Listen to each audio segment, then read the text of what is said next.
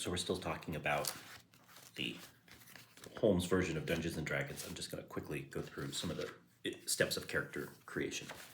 It starts on page 5 of the text at the bottom of the first column. The first thing it instructs us to do is we've got these 6 abilities: strength, intelligence, wisdom, constitution, dexterity, charisma. You roll 3 6-sided dice, total it up, and just down the line, the sum of that 3 6-sided die roll is the first one's your strength, the second roll your intelligence, your wisdom, and so on. It's fairly straightforward.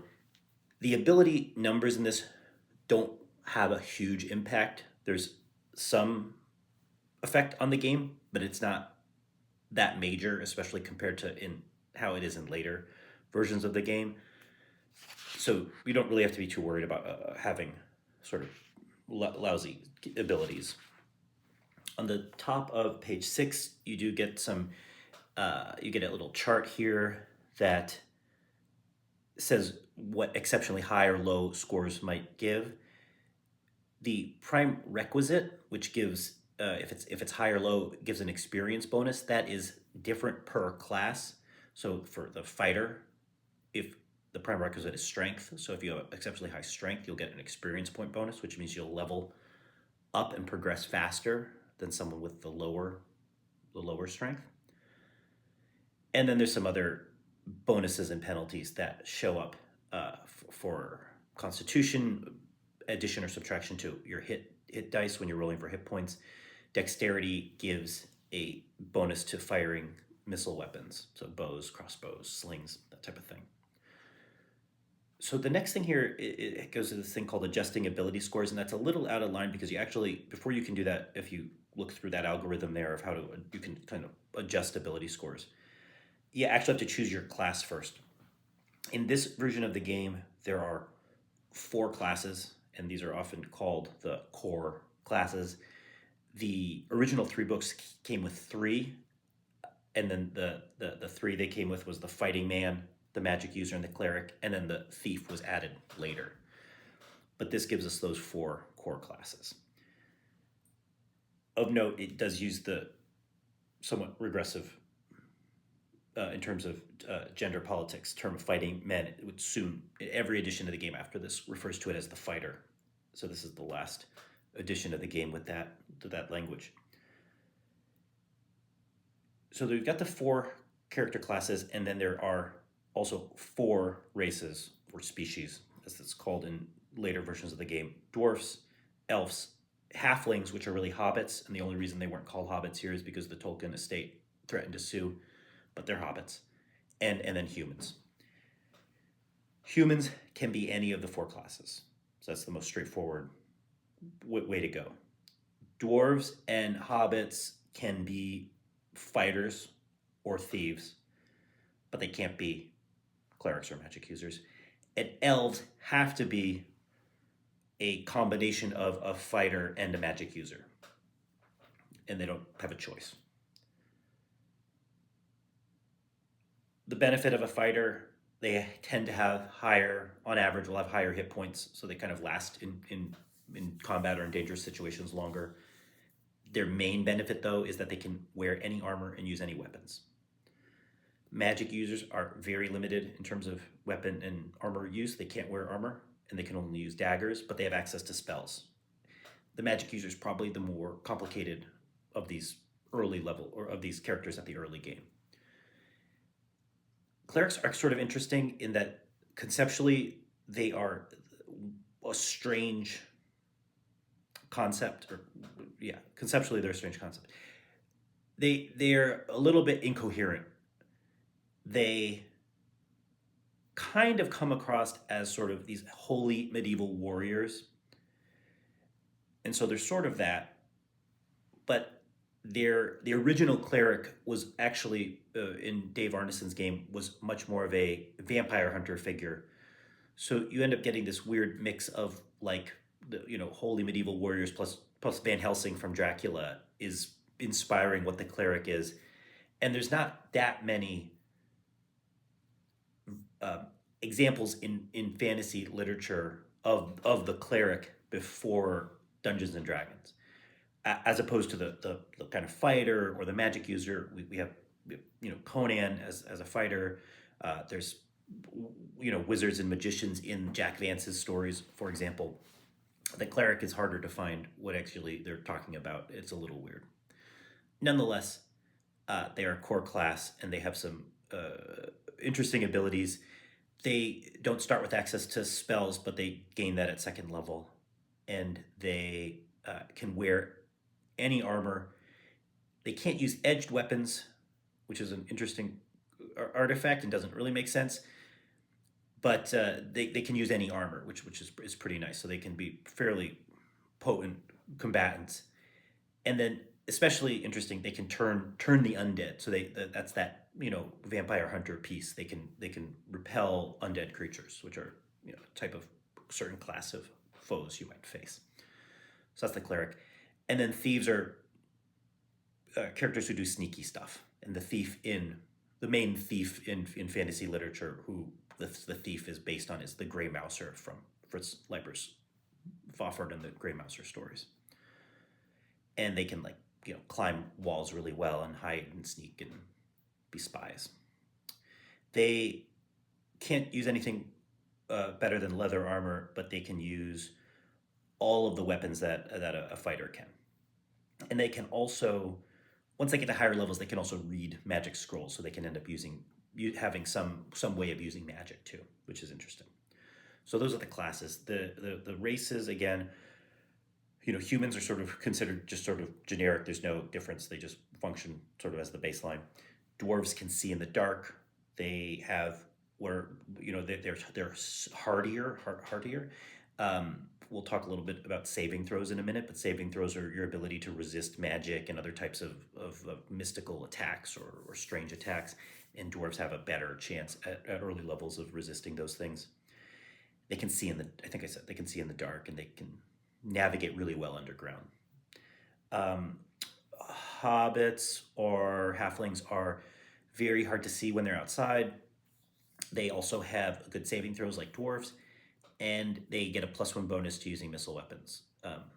And they can use any and their weapons or armor are related to their class, so they can, like, if they're a fighter, they can use any weapon or armor, although it has to be hobbit sized. And then the elves are, there's no choice. If you're an elf, you're no choice in class. You're both a fighter and a magic user, which is great because you get all the benefits and none of the penalties of either. So you can use all the weapons, all the armor of the fighter, plus you get magic spells. But you have to earn experience points in both classes, so your progression is slower than any of the other characters. And so that's the trade-off. So all of the classes are very fun to play. The magic user is a little bit trickier. So either if you're either a magic user, human magic user, or a elf, there's a little bit of extra stuff involved later that's a little trickier. But otherwise, they're all pretty straightforward, and all of them can sort of be good just for going in, adventuring, and doing all the normal adventuring stuff, with the general sense that probably people who are fighting are going to be running into danger a little bit more, and people who are fighters are going to be running into danger a little bit more, and the thieves maybe scouting or holding back, and the clerics sort of in the middle, and the magic users trying to stay protected and making use of their somewhat limited at the beginning magical resources. Next step is you roll 3d6 again, you multiply it by 10, and that's how many gold pieces you have. And then you can buy stuff, which is on this chart on page 7. You can buy some weapons and you can buy some armor. All of the weapons in this version of the game are similar in terms of how they're modeled, in terms of how much damage they do. They all do 1d6 damage. There's no difference in terms of how much damage they do. But there is a difference in terms of sort of what the weapons are and how we would conceptualize how they're being used. So if you have a dagger, it's probably hard to hold someone at bay, but if you have a big polearm, or spear, you can keep people away from you. So those are the main differences here. It's not really modeled with numbers. It's just modeled with common sense about what the individual weapons would do. And you could look to see there's some other armor is pretty important. You should, if you can afford better armor, it's probably good. There's all these other items too that are kind of interesting. Uh, you can hold 300 gold pieces in a small sack and 600 in a large sack. That can be important. There's iron spikes. There's a 10-foot pole. There's rope, which can be used for different things. Torches and lanterns are helpful to see to use if you're going into a dark area, and it kind of goes into how the lanterns last longer than the torches, and it goes into that tier two. And then you've got this stuff like the silver mirror, or the cross, and wolf's bane, which repels werewolves. And that gets into again that sort of vampire hunter piece of things that doesn't really fit the rest of it, but is thrown in here. So you can buy your stuff. You go through to next page, page 8, and then you have character alignment. There's 5 alignments in this: lawful good, chaotic good, neutral, lawful evil, and chaotic evil. The kind of lawful chaos spectrum is sort of whether you're a rule follower or not, and the good evil spectrum is kind of how selfish you are. And neutral means you're sort of just kind of in the middle and don't have big things either way. In this game, the alignment does sort of represent your general sort of approach to the world or code of behavior, but it also has metaphysical properties. So there are certain spells that only affect a lawful character or a good character, and certain spells that only affect evil or chaotic characters. Languages, you get to choose languages if your intelligence is above 10, and I'll go into language in another video. But for now, if your intelligence is above 10, that means you get to choose some languages. And that's kind of it for the character creation piece, or rather, it sort of skips. And then the next thing you can find is on page 11. You got to skip to page 11, and then you can see the tables that give the starting hit die. So that's the last piece you do. So you can see you've got the table on the bottom of page 11. It says for first level fighter, you get to roll 1 die 8 hit. You get to roll 1 die 8 for your hit points. So an 8-sided die, your hit points between 1 and 8, plus or minus any change because of your constitution. Magic, you just get a 4-sided die. Thieves get a 4-sided die, and the cleric gets a 6-sided die. So you could end up with anywhere between, if you're a fighter, anywhere between 1 and 8 hit points, 1 and 4 if you're a thief, and then modified by any constitution bonus. And and then this last thing on page 11, halflings and elves, even though they're fighting, actually only use a 6-sided die for hit points, so they're a little limited in terms of hit points. So that's about it. For the next step, there is the tricky thing if you're a magic user, and if you're not a magic user, you can just stop listening. But if you look on page 13, this is how you figure out what magic spells you know. And the trick here is that there's sort of a couple of different concepts to have in mind that are separate from each other. One is, do you know a spell?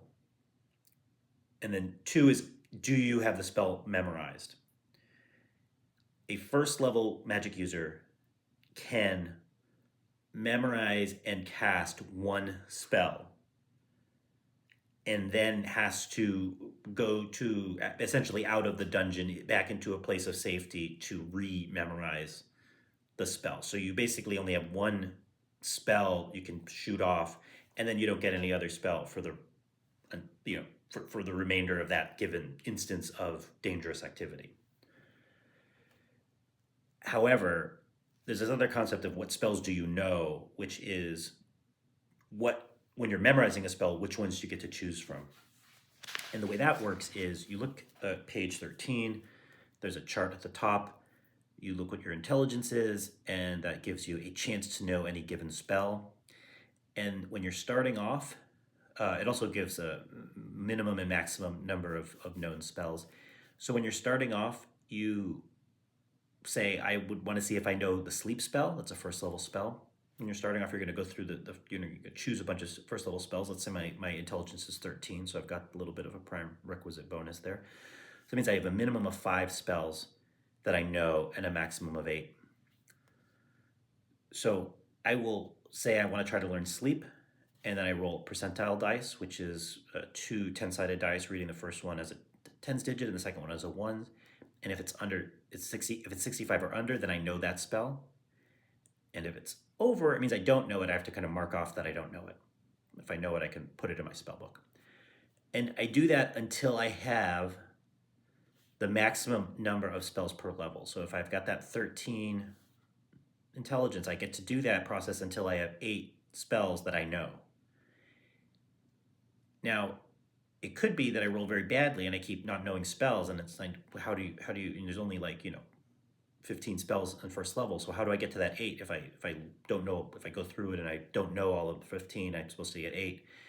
Once I've gone through them all and tried them all, I can go back and start trying them again. So that's a way. If I missed sleep the first time and I go through and I end up not knowing enough and I'm not up to my 8, I get to try it again. So that's a little tricky, and that's why the magic use is a little trickier. But that's about it.